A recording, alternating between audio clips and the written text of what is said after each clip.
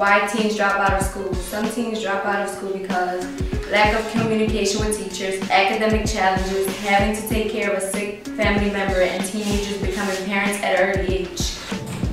And what we talking about is high school dropout. There's about only 59% of people who graduate on time with their diploma. However, there's about another 41% who either drop out of school or don't graduate on time, which means they do the 6 to 8 year term in high school. Dropping out is defined as leaving school without a high school diploma or GED. Overall, about 50% of students in the city of Philadelphia drop out, meaning 50% graduate in the public and charter school systems. Students drop out for many different reasons. Some examples include bad grades, disciplinary problems, pregnancies, and or lack of motivation. In general, dropouts can find jobs, but they are low-paying jobs. Dropouts are more likely to be unemployed than high school graduates. One national study noted that dropouts made up nearly half of the people on welfare.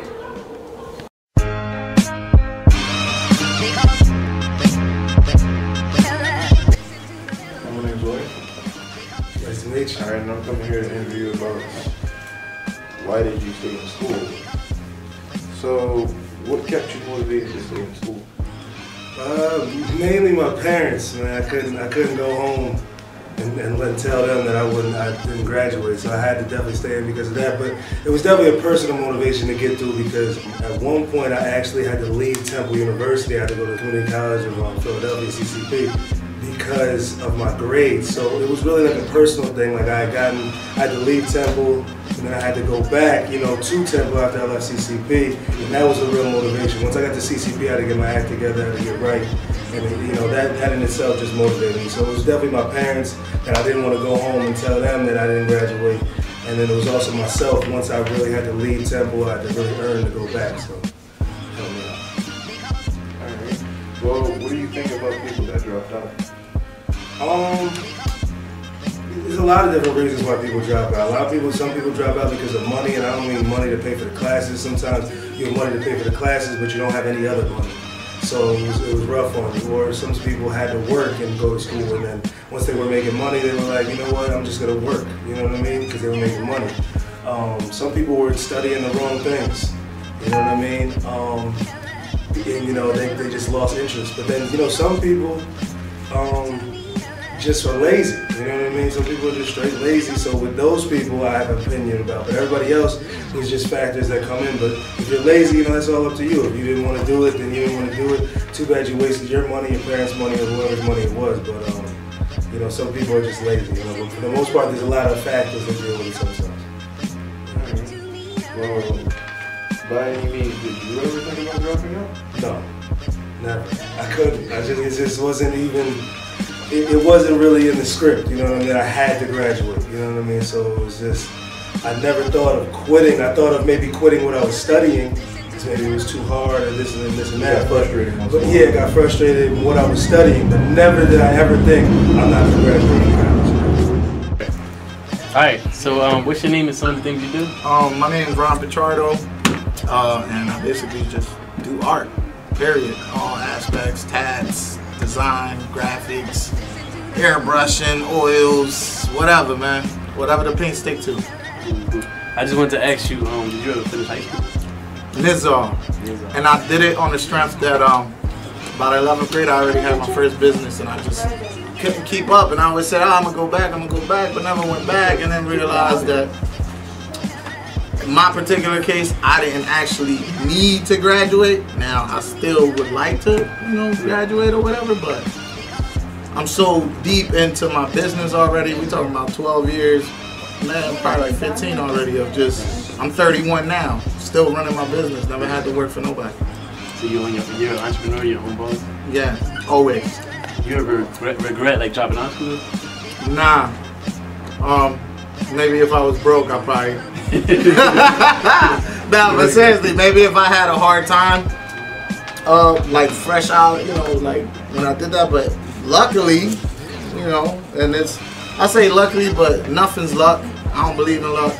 Right. You know what I mean? But at the end of the day, thank God I stayed on my job and he always provided a way for the kid to do his thing.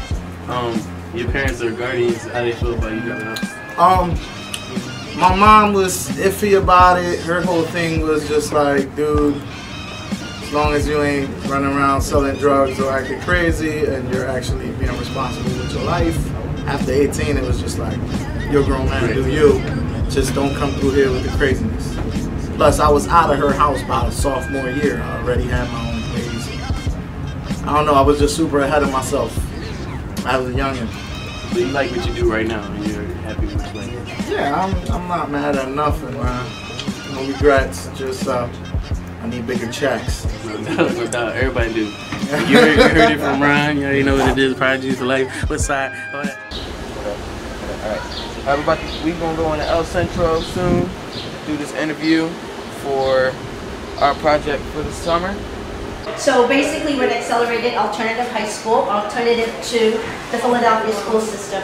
This school really caters to students who are actually undercredited, overaged, right? So you have like a 17-year-old who does not want to sit in a 9th grade class.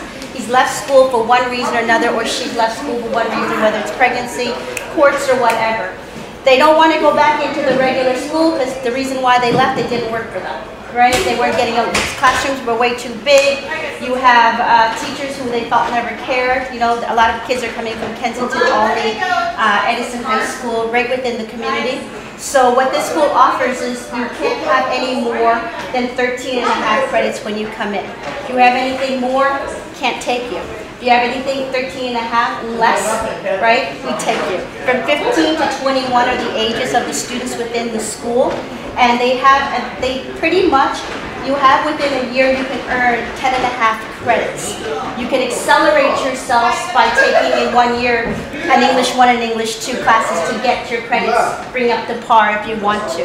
So you actually have 2.5 years that you can actually accelerate your way out of high school and have a high school diploma for a lot of the students that come in here, right? So if you come in here with 13.5, right, you can really do this in a year and get yourself that 10.5 credit if you have the motivation. This is not a school where you're going to come in and you're sitting in a classroom and the teacher just teaches the subject, right? What makes this school is, because we call it an alternative school, what makes this school really great, it gives you 2 days out of the week to actually go to an internship.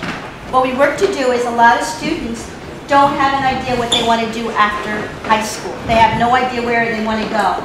What the school gives the students an opportunity is, let's say you're interested in being a doctor. That's something you really want to do. You're not sure, but you kind of like feel that that's a field you want to go into. You're responsible along with your teacher. We don't call our teachers teachers in this school. We actually call them advisors.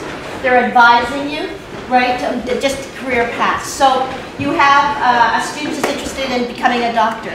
We create a internship.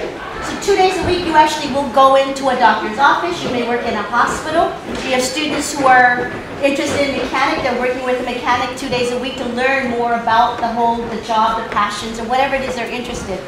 A lot of students feel that's the avenue they want to go to, as opposed to sitting in a classroom all day long. What are some changes you've seen? Like on student specifically, What I would say, behavior. Yeah, okay. Behavior is a huge thing that you see in the school because you have a smaller classrooms, right? The average class is 18 kids in a classroom.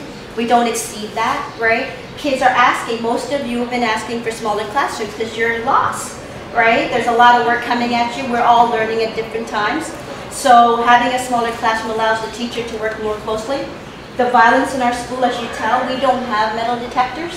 We're not concerned because a lot of the students, this is not a violent school. We as staff are not afraid of our students. Our students all our students here are working towards a future, right? And so when they come into our school, we're not judging you based, let's say you had a really rough time at Kensington or Edison.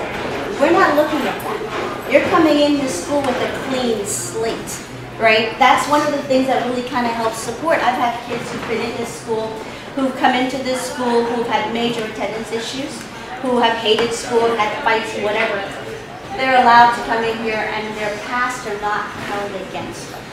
I think that's what most of you want to know, that you're not always taking all the negative with you, that people are starting to see. Only way change can happen is if people allow you to change. If I know that you've always been one way and I constantly hold that, it's like family does that to us, right? Oh, you were always like this, and I'm like, but I'm not that anymore, right? But they kind of hold you that. This is what the school gives you, an opportunity to have a clean slate.